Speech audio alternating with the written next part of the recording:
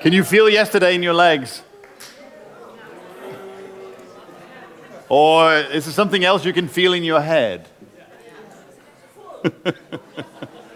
In Danish we have this expression calling the day after, we call it the hair hurts. Right? I don't know if you have that same expression. The hair hurts, yeah, I know.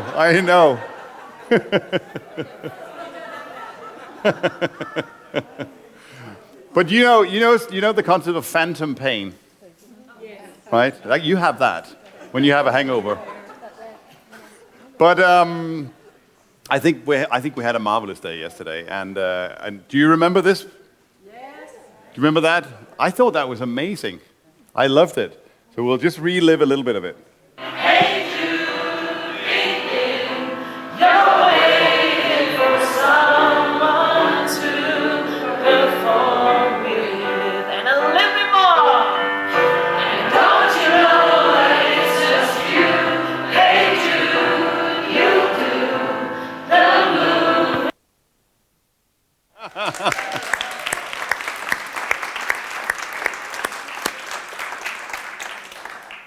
I think Bodil did really well. She's amazing. So for this next session, I've called it Caring for Our Global Community, because we are a global community, and this is the first time that we've met for a long time, and it just makes conversation, it makes collaboration easier. And I think just going back to Susan Pinker, face-to-face communication, that we are actually here, we can actually touch each other, we can talk to each other, we can have, important deep discussions, and we can have discussions about the weather, and I noticed yesterday on the bike ride as well, the way people were hooking up in little groups of 2 and 3 and 4 and chatting, and then some changes happened, and I think it's a great way to spend time together. It just goes to prove that we're doing something right. And this next session, we have about half an hour, and this is not meant to be something that we'll come out with a major conclusion of that, but I think it's important to have the conversation about how we can create also a sustainable global community. And so I've put up, first of all, I have this picture as well that I took yesterday. Did you see those two folks? Ian wanted to make sure that that people didn't think he was doing something unseemingly underneath. He left all of that over to Jane.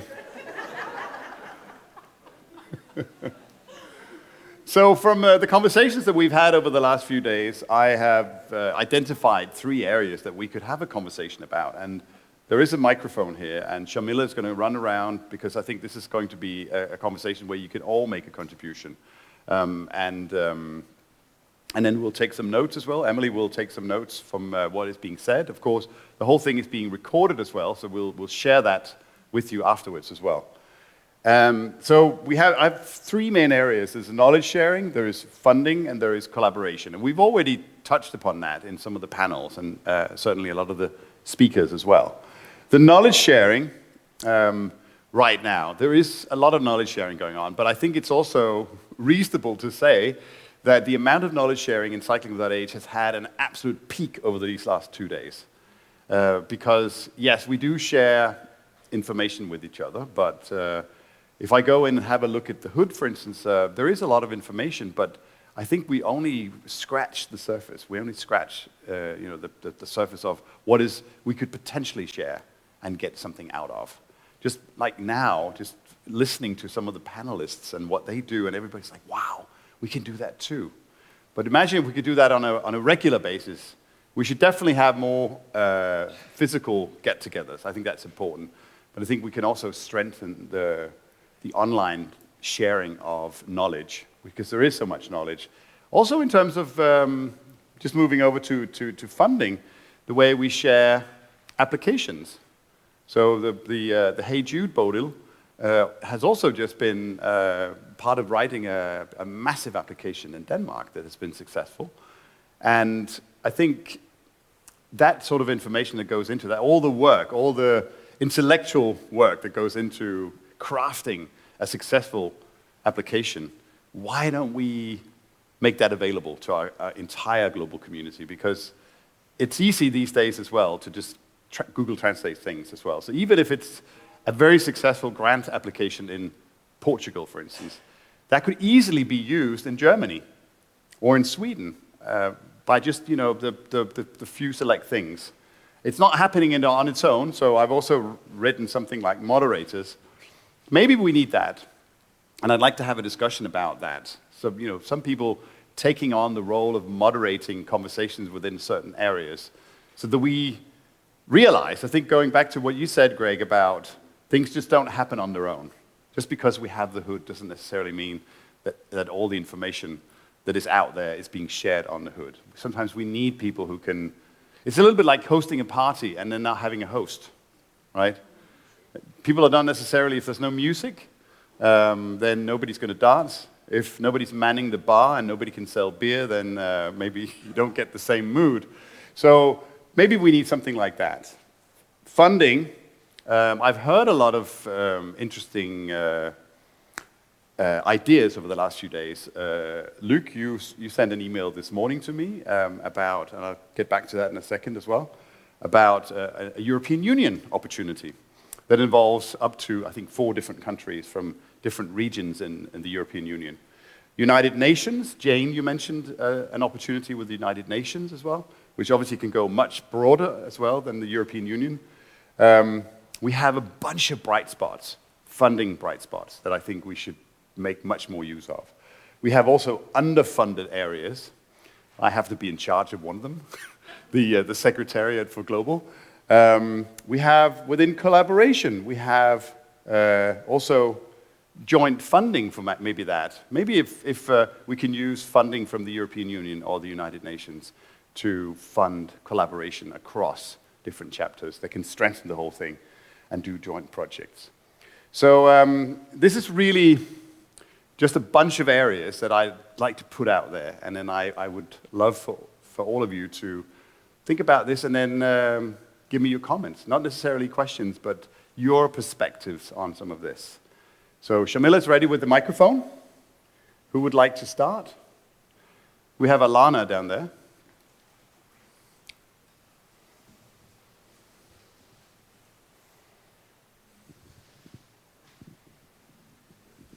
Thank you. I think this is a great topic. We very much value knowledge sharing in a meaningful way, not just at the level. We very much value generosity, not just at a level where we're providing free rides, but knowledge at an administration level. Often a chapter can only be successful in a grant once. So we often share previous grant applications with people. I mean, we're not sharing state secrets. Let's share those grant applications and help other people. This is meaningful contribution, and a lot of us could probably do this a lot better. Yeah, thank you. Luc? Also on the knowledge sharing topic, I agree with you that you need some moderators because everyone is willing to share but doesn't have the time to. You have a bright idea, you want to share it, but that's extra time and you are involved up to in your own.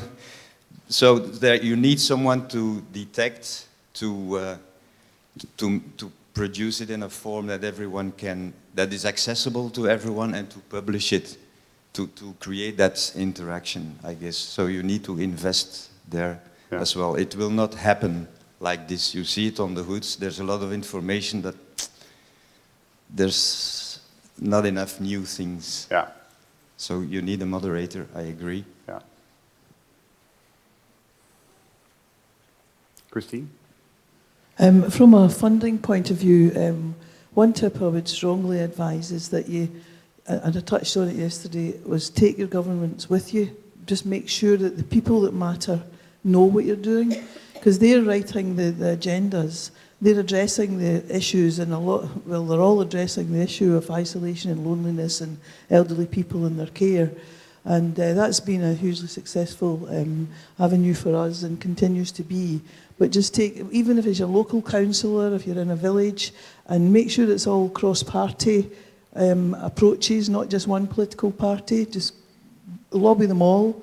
Just tell them what you're doing, invite them to your events, ask them to come along and arrange a ride for one of their relatives. You know, it's a really good way of just letting them know what you're doing and then value what you're doing. And that can be a big open door for funding opportunities. Yeah.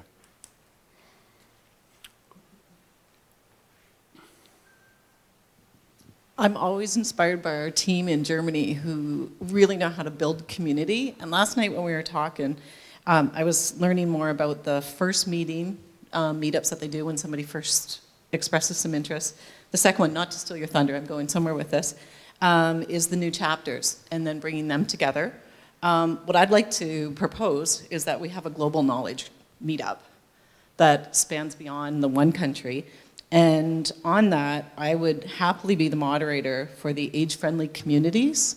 So those that no one are familiar with it, it's under the United Nations. And so in Canada, we have a large presence. I've been talking to some others. It's maybe not as relevant in some of the other countries, but could become and could be a vehicle for us. And there's two deliverables. One is there's 8 domains of an age-friendly community, and it's similar to the Sustainable Development Goals in that they have, you know, we've all seen those, and we've mapped cycling without age to that. I think we need to map cycling without age to the 8 domains of an age-friendly community. And then the second deliverable, I think, would be to get approved as one of the activities that is on the list of approved activities for age-friendly communities. So anyone interested in joining that, come and see me afterwards. Fantastic, Jane. And so are you proposing to you know, possibly moderate that knowledge area? That'd be fantastic. So if others of you can think of areas that you would find it beneficial or that you would be enthusiastic about moderating a certain knowledge area, then speak up now or think about it. More perspectives? Yeah, Luc?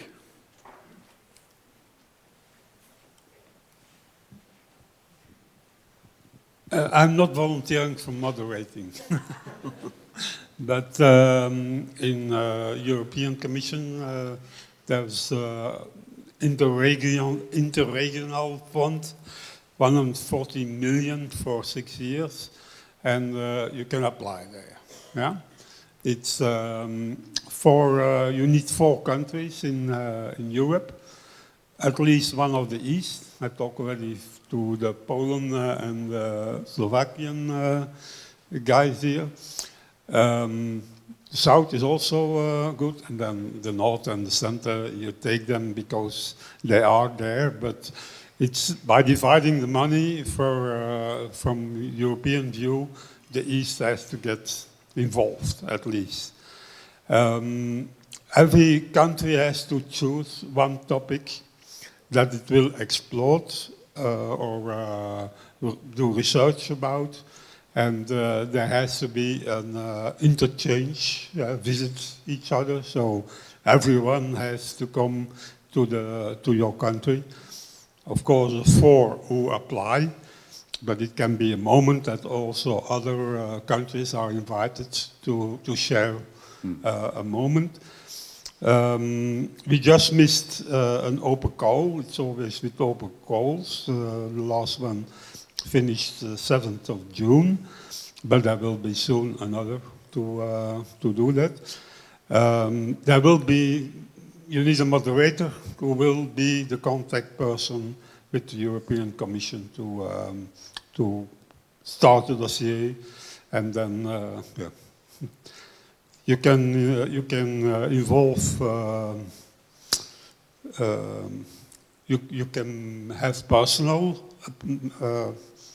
and I think it would be nice if Denmark would take the lead, and you could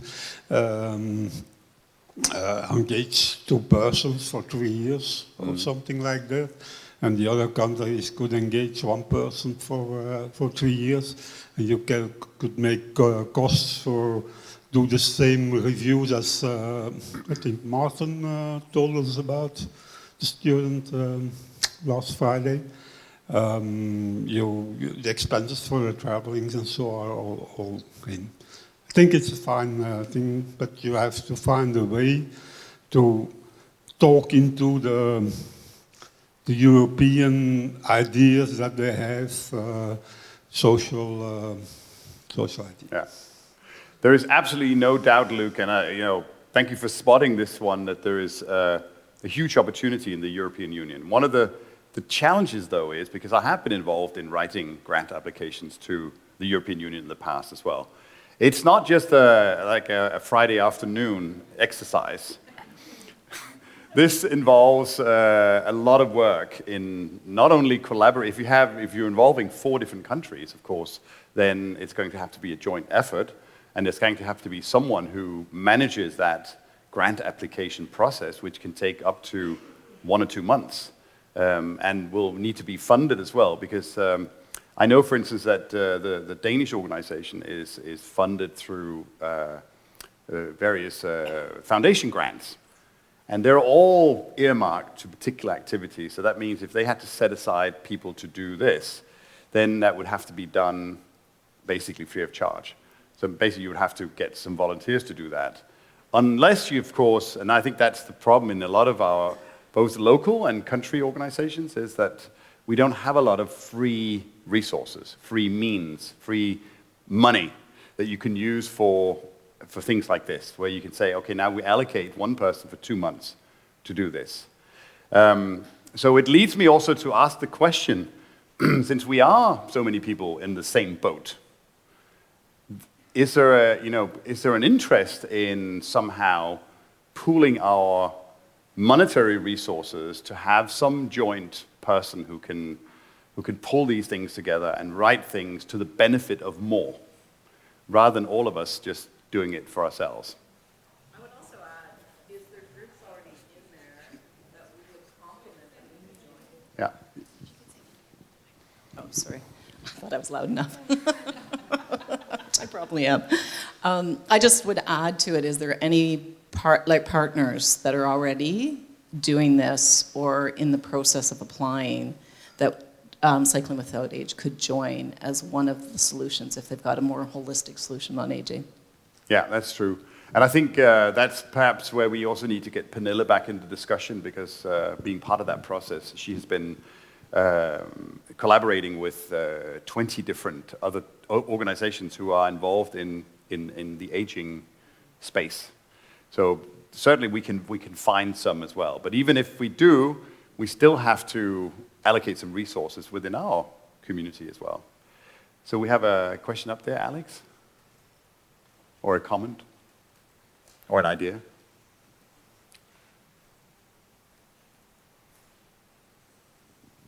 Hi. It's more of a bit of a comment to note, because I have worked in research in the aging space, but I also currently work with public-private partnerships. So I work with Novo Nordisk, but together with a partnership through the European Commission called the Innovative Health Initiative. And I know that it's been around through the Innovative Medicines Initiative, now Health, for maybe about 10, 15 years. But it's a partnership that brings together sort of private partners, industry, but also a lot of academic and public partners. And that often includes a lot of patient associations and medical associations and organizations that don't do exactly what happens here, but somehow similar in its structure. And what that often has is this sort of holistic view at health and aging and sometimes prevention. And I would really recommend that maybe some of you who are within the European Union to maybe look at some of the calls for those projects, because that would involve sort of getting together with other, usually researchers, so academic partners within the consortia, but they build those proposals together, and maybe that might be a nice way. You already have, I think quite a few of you, some overlap with some universities and some researchers, but I think it would really strengthen the application to have more of initiatives like these involved in them. I know from our side, I noticed that then when we talk about the healthcare ecosystem and sort of holistic health that involves cities, I'm always a bit disappointed to see that it's a lot of researchers with their friends who are also researchers in the university, and there's not a lot of qualitative research and there's not a lot of on-the-ground interventions because those connections aren't always so strong. But I think it would really strengthen their applications to have initiatives and groups like you guys on board, and I think it could be really beneficial for you guys to have the help of those really big grant writing machines that they have going to be a part of those initiatives. So I can definitely send those links around so you guys have a chance to look through more. That would be great, because that was my next question is, where do we find those? Exactly. Yeah. Yeah, and those would be through the websites, yeah. Oh. Natalie. One more simple idea is to check which are the twin cities of your town. Many, especially European cities, have twin cities in other European countries. After the Second World War, a lot were formed, based, for example, between Germany and France. And to contact those cities, because first of all, your municipalities usually have European money or government, like local funding to support this exchange between twin cities. And there are already relationships that have been there for over 50, 60, 70 years, and these twin city associations are dying out because they don't have people who are still keeping them alive. But there has been these relationships on all kinds of levels, municipalities, NGOs, schools. So to get involved with your twin cities associations and to see maybe there is already a Trisha in your twin city. You know, we talked about Andernach in Germany, where it's like Antwerpen and Andernach have a twin city. There are twin cities, and actually we have a Trisha in that town. To start small on building connections that are already existing between your local municipalities, and from there add on other countries and learn about funding and get your municipality involved to help you doing this. So we are planning a cycling trip from our local chapter in Bonn to our French partner city. Of course you are. It's been really nice to, we're trying also maybe to get funding that they don't have a Trisha yet, so that they will have a Trisha in their town. And how nice could it be for, you know, this twin city partnership to know that there's also a Trisha in the other town. Yeah. We got Des over here.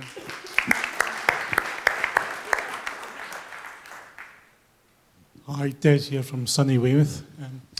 On the sort of partnerships with chapters, a way we could try and globally improve things, we have an International Women's Day, we have an International Man's Day. Could we have an International CWA Day? And on that day, all the chapters locally can do an event, and hopefully somewhere nationally that will start to grow it, and then international start to grow it. And we could do it on the day the first ride started in Denmark, August 14th. August the 14th. And over time, that could be something we could register as the International Cycling with Age Day to try and grow it globally.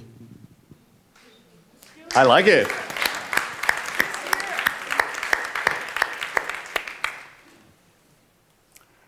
Sometimes, I'm Zach from Australia, sometimes we don't know what we don't know. And everybody's sat in the room today and they're sharing ideas, and we've got some great ideas, but we need to put them down and put them in concrete. So there's knowledge sharing, funding and collaboration. Everybody's got all different ideas about that, and we have our own. So I was thinking the possibility of, when Greg got up and talked about, I thought it was going to be like this and it wasn't like this, or I thought it was going to be this easy and it wasn't going to be this easy. It's almost like we need to write a really basic playbook on when you start your chapter, these are the things you might want to look at. These are the people you can reach out to for support. And we can do that with knowledge sharing, funding and collaboration. So when people want to start, we can hand them something that will kick them off so they don't have to go through the pain that Greg went through, where he wasn't too sure about how things would work, and it creates more efficiencies. So in getting chapters up and running, like where do you buy a bike from? Or what's the best bike? Or who recommends other bikes? You know what I mean? We have something in concrete that people can read and see, or a website that gives people advice and consultation for all of those three things. Yeah. And I think, I totally agree with you, Zach. We actually have that site. We have the Hood. But the Hood has sadly been neglected and could do so much more because you can find a lot of information in there. But because we don't have any moderation on it, it also means that it's very difficult to find things. But if you say, you crafted out a space in there to say, this is a space for new chapters, and there is a moderator or two moderators who are responsible for pulling in that information, making it alive so that everybody constantly can make contributions to that space.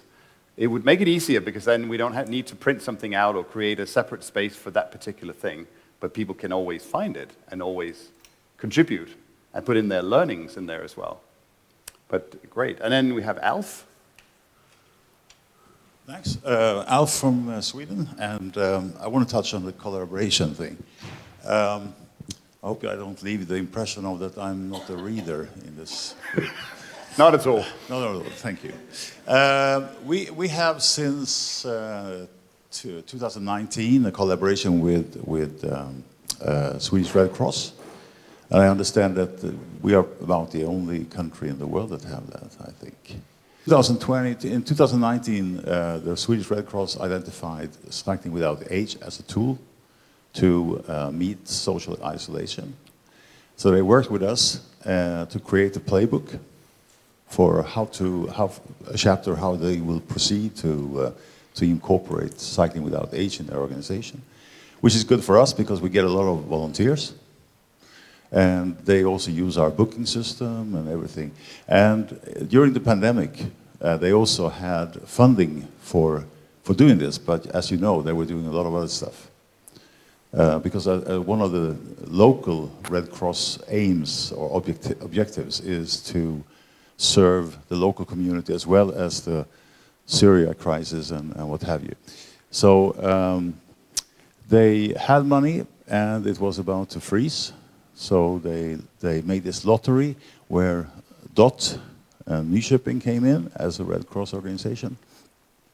And also we also have DOT on the board in Sweden now, so that's good. Me and DOT, we are the only ones that also have a double citizenship. We are both Cycling Without Age and Red Cross workers.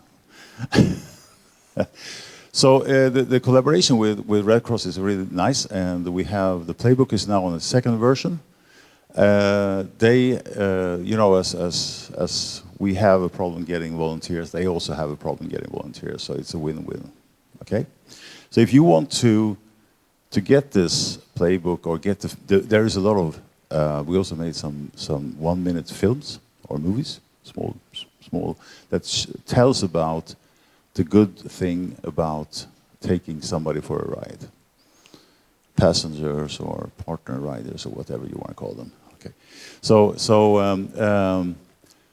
if you want to have this, you reach out to me or DOT, or you just write an email to hey with H-E-J or J, whatever. And cycling utan alder.se. That right? Okay. So anyway, I have a couple of business cards. Kate has a couple of business cards. We can write it down for you, and you send us an email. We send you the stuff. Okay. Thanks. Come again? Come again?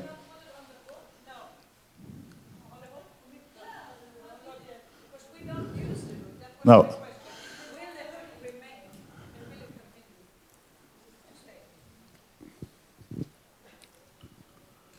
You asked about the hood, right? And we in Sweden don't use it. I'm sorry to say. But yeah, a few of us have looked into it, but we don't use it. And will the hood remain?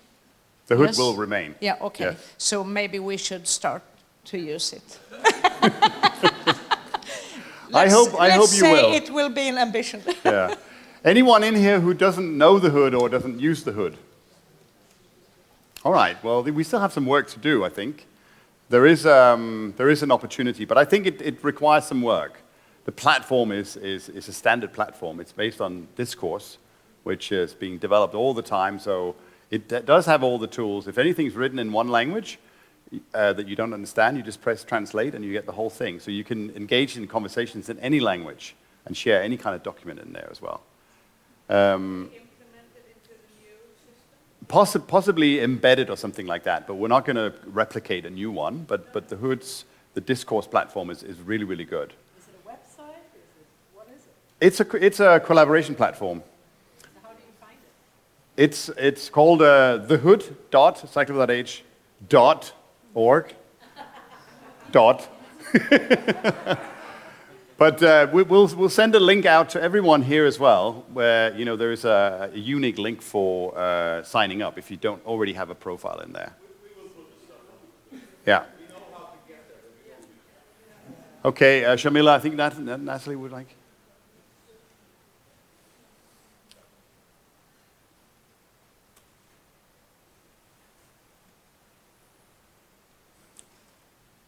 The Hood might not be the most intuitive platform, but it is a great platform to connect.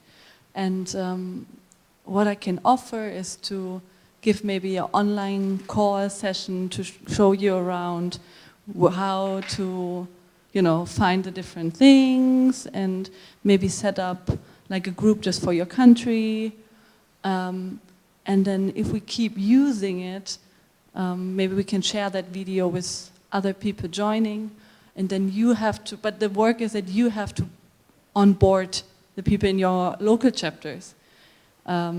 So keep on sending them the invitation to the Hood so that actually it, becomes alive again. Yeah, true. I mean, it's available for everyone at any role in our organization, whether you're a pilot, if you're a co-pilot, John, your co-pilots can be on there as well if they're IT savvy enough.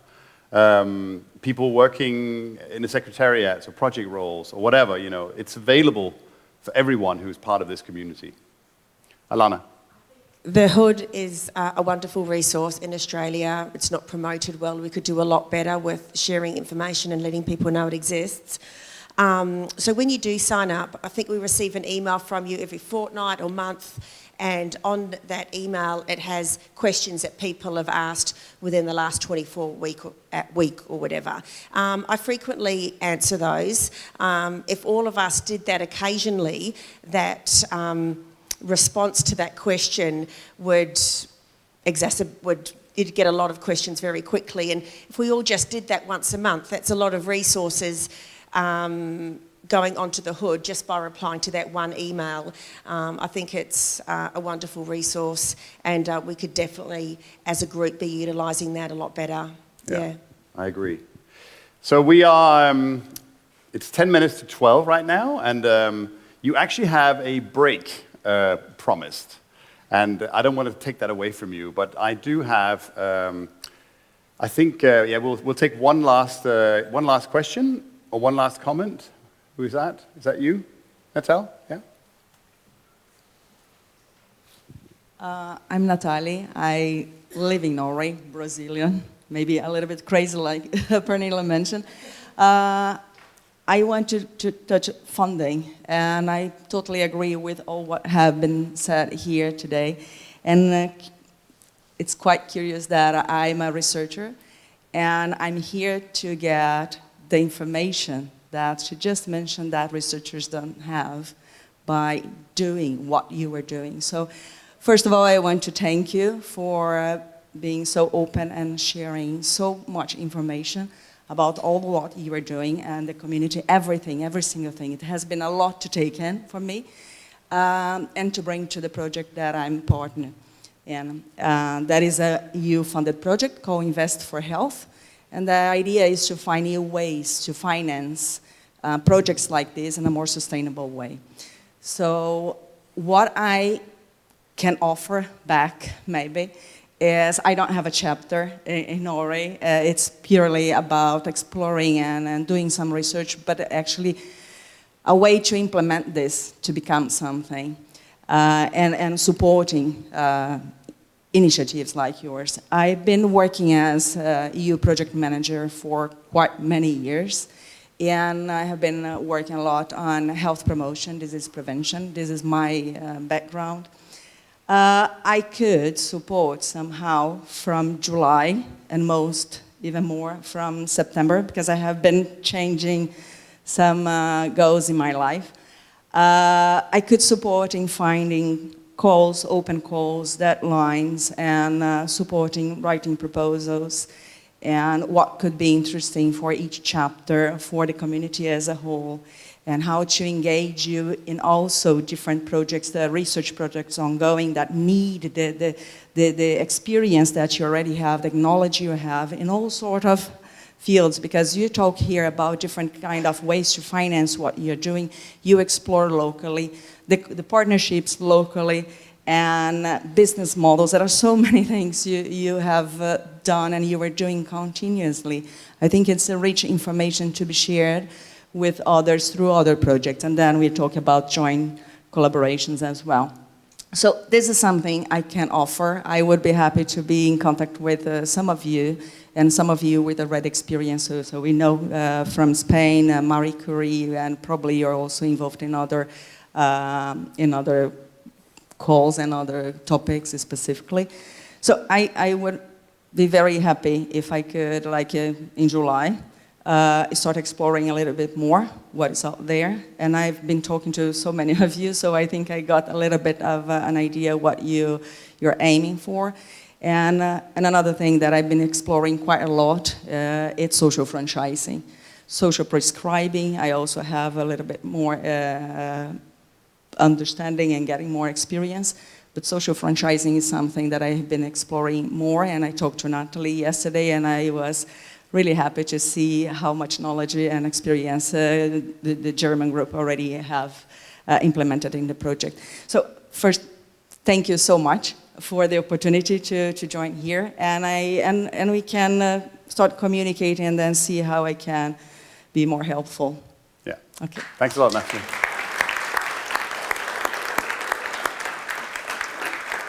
So just before we take another break, and I'll promise you will get 10 minutes this time, both for bio breaks and coffee. I don't know if the coffee machine's working again, but I promise you. I have a question for you as well, because we have some amazing discussions now, and also how we pool our resources, how we make sure that all the individual knowledge that we have is being put to the best use. And we've identified maybe that we need to have moderators, but we also may need to have someone who can do grant writing and so on. We, of course, in Cycling Without Age Global, in a small secretariat here in Copenhagen, if you haven't been in to see our little office on the other side, then you should do so before you leave. It looks like a little bit of a mess right now. So we co-host that office with the Danish organization. These are two separate legal entities. So we are two people, Pernille and I, working in Cycling Without AIDS Global. As it is right now, there isn't enough funding for two people. So we are looking at ways to improve that situation as well. So my question to you as well is, do you think is there a need for a global secretariat in Cycling Without Age? Yeah? We would love to continue, and we'd love to take on some of the responsibilities that we have here, but of course we need to find ways to get that funded. One of the classical challenges of NGOs working across borders is that you cannot, like you listened to Christian on Friday from the Nordea Foundation. No foundations will fund an NGO that works across borders. You can get something from the EU, for instance, sometimes, but it still has to be specifically established in different EU countries with a particular work with beneficiaries. So that's why at this stage we are almost entirely funded by the trishaws that are being bought by certain chapters around the world. But I don't think that is a sustainable way. So if we as a community think it's an important task to have someone who can pull together, who can host summits, who can maybe help coordinate some of these things and do the work that Pernille has been doing over the past 6 months with Ashoka, then I would also urge you to think about how we can improve that situation as well, so that we do have funding to run that office as well. So with that, I take that as a mandate that we will continue to explore that, and I hope to get also input from all of you over the next 6 hours. So now it's time for 10 minutes, and that means it's now 11:58, so at 12:08 we will meet here again.